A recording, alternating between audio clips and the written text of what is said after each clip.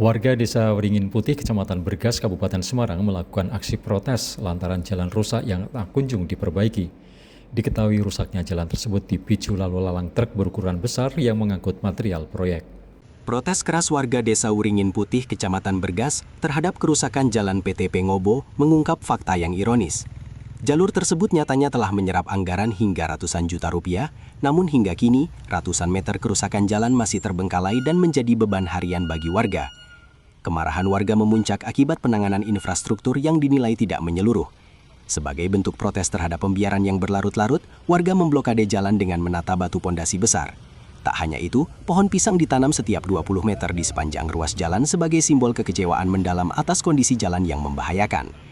PLT Kepala Dinas Pekerjaan Umum (DPU) Kabupaten Semarang, Danang Eko Wahyuno menjelaskan bahwa ruas jalan Karangjati Ngobo sebenarnya telah mendapatkan alokasi perbaikan tahun lalu. Dana sebesar 600 juta rupiah dari APBD ditambah dukungan CSR dari PT Mahidara Arta Sangkara telah dikucurkan. Namun anggaran tersebut hanya mampu menangani 500 meter jalan, menyisakan sekitar 500 hingga 800 meter jalur yang masih dalam kondisi rusak parah. Danang berdalih, belum tertanganinya sisa kerusakan disebabkan oleh keterbatasan anggaran daerah. DPU harus membagi alokasi dana untuk mengelola total 1.227 km jalan kabupaten. Akibat keterbatasan ini, perbaikan lanjutan untuk ruas tersebut baru direncanakan masuk dalam anggaran tahun 2027 dengan estimasi kebutuhan sebesar 900 juta rupiah. Di tengah hambatan anggaran pemerintah, sorotan tajam mengarah pada aktivitas kendaraan berat pengangkut material tambang yang melintas setiap hari.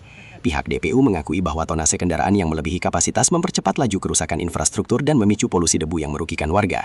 Ruas jalan ini Karangjati Ngobo namanya, itu tahun lalu sudah kami tangani dengan anggaran 600 juta. Kemudian juga ada CSR dari Mahidara itu 1, sekian.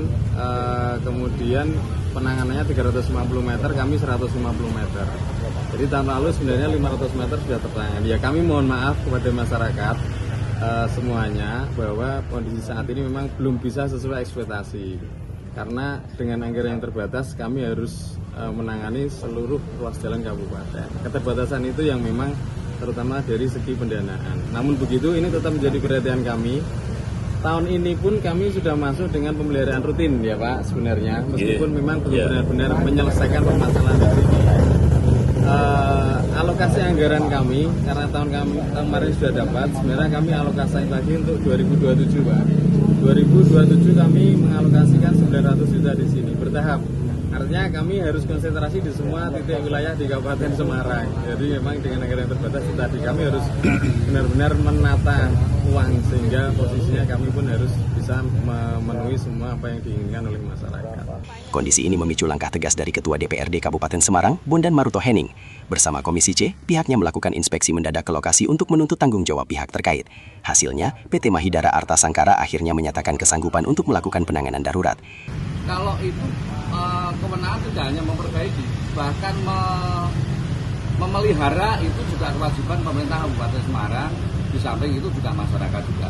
Tetapi ketika ini memang digunakan oleh usaha dan salah satu penyebabnya itu adalah sebuah kegiatan usaha, itu mereka juga punya kewajiban untuk memperbaiki itu. Karena itu tertuang juga di dalam dokumen perizinan yang mereka miliki. Kepala Cabang PT Mahidara Arta Sangkara, Ivan Kayolianto mengkonfirmasi bahwa perusahaan akan memulai perbaikan jalan dengan metode tambal sulam pada Sabtu pekan ini. Ivan mengakui operasional tambang memberikan dampak signifikan terhadap infrastruktur dan lingkungan sekitar. Perusahaan menyatakan akan mengevaluasi skema perbaikan agar aktivitas pertambangan tetap berjalan tanpa harus mengorbankan kepentingan dan keselamatan masyarakat. Ya, kalau kita nggak bisa dipungkiri juga, pasti dengan aktivitas yang kita lakukan pasti akan terdampak juga ke warga sekitar. Tapi memang untuk kita dari perusahaan sudah melakukan beberapa kali CSR perbaikan jalan. Bahkan sebelum jalan ini kita tambah sulam, kita sudah bikin juga jalan beton yang dari depan Polimarin sampai ke pohon karet. Jadi makanya dengan adanya seperti ini, mungkin kita juga akan evaluasi juga terkait teknis perbaikan jalan kita juga seperti apa, biar aktivitas kita untuk melakukan usaha dan pertambangan juga bisa tidak merugikan warga.